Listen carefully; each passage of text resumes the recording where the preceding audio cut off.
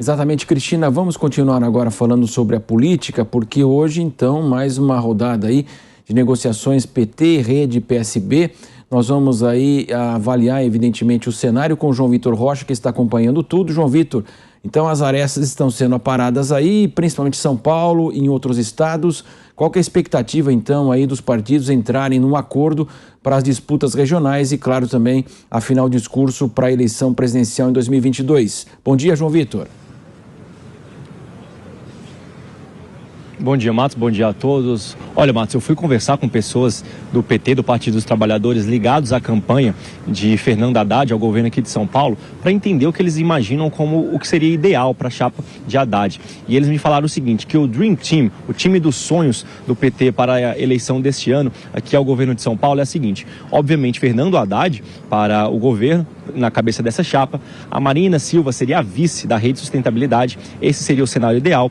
Para o Senado seria o de Márcio França, o nome, e teria também como puxador de voto para deputado federal Eduardo Suplicy, vereador aqui de São Paulo, um quadro histórico do Partido dos Trabalhadores. A gente lembra que há pouco mais de 2 anos, para a eleição municipal, ele carregou mais de 1 milhão de votos para a disputa aqui como vereador. Então imagina que ele pode ter uma quantidade de votos muito expressiva e carregar muitos outros deputados para a Câmara dos Deputados na eleição deste ano. Este é o Dream Team do PT. Uma pessoa ligada à campanha de Fernando Haddad me falou o seguinte: se não fosse uma possível chapa pura do PT, que seria o cenário ideal, esse seria o melhor cenário possível, essa é a prioridade, isso é o que o PT quer para a eleição deste ano. Por outro lado, eu fui conversar com pessoas ligadas aos outros partidos. Uma pessoa da Rede me falou o seguinte: ainda não foi oficializado esse pedido, esse convite para Marina Silva fazer parte da chapa junto com Fernando Haddad. É apenas um namoro. Eles estão fazendo sinalizações mútuas. Haddad, sempre que dá entrevista, cita elogios a Marina Silva. Marina falou nas redes sociais essa semana que as intenções de Haddad são as prioritárias para o estado de São Paulo. Então eles ainda estão numa espécie de namoro. Porém, a Rede Sustentabilidade deseja que Marina dispute uma vaga para a Câmara dos Deputados como deputada federal, que ela poderia carregar também muitos votos e outros deputados para a Rede.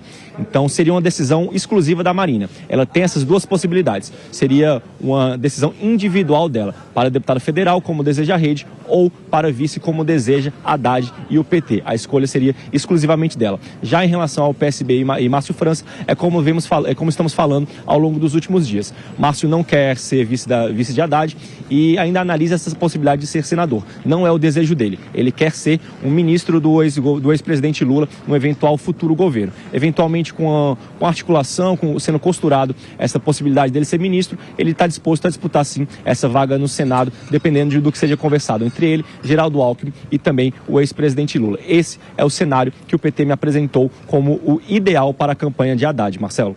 João Vitor Rocha, daqui a pouco você volta conosco aqui na Jovem Pan, volto com a Cristina, e dentro desse cenário também, Cristina, o PSOL, que é partido coligado aí ao PT, apresentou uma reclamação ao Ministério Público Eleitoral aqui de São Paulo, querendo tirar o Tarcísio de Freitas da disputa, na mesma alegação que foi feita ao ex-ministro Sérgio Moro em relação ao domicílio eleitoral aqui em São Paulo. Cristina. Pois é, veja como são hipócritas, né? Será que eles vão questionar que Marina Silva transferiu o domicílio eleitoral do Acre para São Paulo também? Ou vão continuar batendo palma para esse namoro, muito entre aspas, aí entre Haddad e Marina Silva? E para realçar a hipocrisia, será que Marina Silva vai fingir que em 2014 o PT não jogou sujo contra ela, mentiu descaradamente, gastando aquele 1 bilhão e 200 milhões de reais que o Antônio Palocci revelou na delação premiada dele, que o PT gastou para reeleger Dilma Rousseff em meio à maior crise econômica já registrada na história brasileira, causada pelo primeiro governo dela? Marina Silva atacadíssima durante a campanha, foi uma campanha muito desonesta, muito suja, feita pelo PT para tirar Marina Silva do páreo, porque ela tinha muita intenção de voto. Será que ela vai perdoar e vai sair correndo aí para os braços do PT agora? É bom que o eleitor de esquerda esteja atento a esses conchavos. Em nome de quê?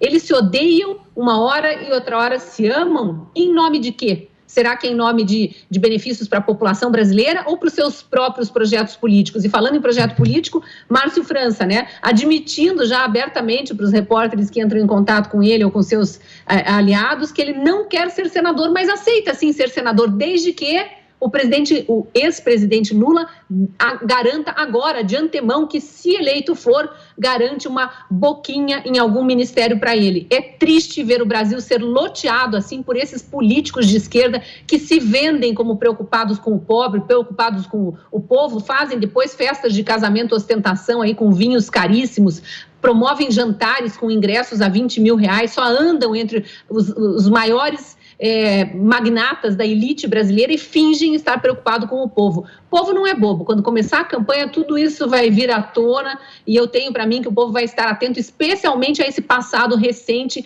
terrível, que o PT protagonizou aqui no país, com muito rombo, com uma política de empobrecer a população e fingindo que enriqueceu, que melhorou a qualidade de vida e que agora é que o brasileiro sofre também, fingindo não haver problemas externos ocasionando essa quebra na economia brasileira agora e problemas internos causados por governadores e prefeitos, muitos deles petistas ou PSBistas, aliados de primeira mão aí do PT, e que eles querem jogar no colo do governo federal.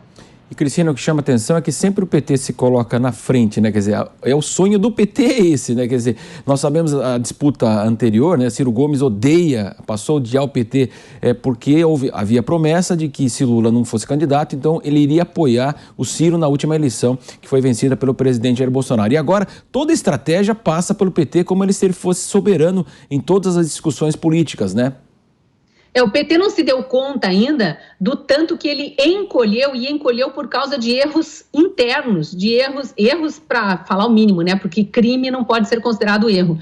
Mas o PT sequer teve a hombridade de pedir desculpas ao eleitor que acreditou nele, acreditou nos seus vários candidatos ao longo de anos, elegeu prefeitos, elegeu governadores, elegeu parlamentares e elegeu 2 presidentes da República do partido que deram as costas para o brasileiro, que fingiram estar preocupados com o pobre e endividaram o pobre, distribuíram dinheiro a rodo, sim, mas sem deixar claro que esse dinheiro teria que voltar para os cofres públicos ou os bancos que financiaram aquela bonança toda, né? Então, quem comprou carro e diz, na época do governo Lula ou do governo Dilma, eu consegui pela primeira vez da vida ter o carro. O que aconteceu com esse carro? Ele foi confiscado de volta pela concessionária porque você não conseguiu pagar as prestações em 7 anos? Porque é assim que acontece quando a gente é iludido de que vai conseguir pagar prestações de carro, de um bem mais duradouro, um bem que tenha um valor maior, ao longo de 7 anos. A gente não sabe se vai estar empregado amanhã com as mudanças que acontecem na economia, como é que vai comprometer o salário para 7 anos. O PT iludiu a população dizendo conseguimos melhorar a educação do brasileiro. Não, o PT favoreceu muitos empresários grandes, empresários amigos, enriqueceu ainda mais essa turma da educação, aí, muito entre aspas, que colocou no Brasil várias faculdades de péssima qualidade para aceitar alunos também sem muita qualificação educacional ali, através de FIES, de vários programas que foram criados na era PT e que deixaram esses estudantes endividados, pessimamente formados, não conseguem entrar para o mercado de trabalho. Lembrando que quem abonou a dívida do FIES foi o governo Bolsonaro.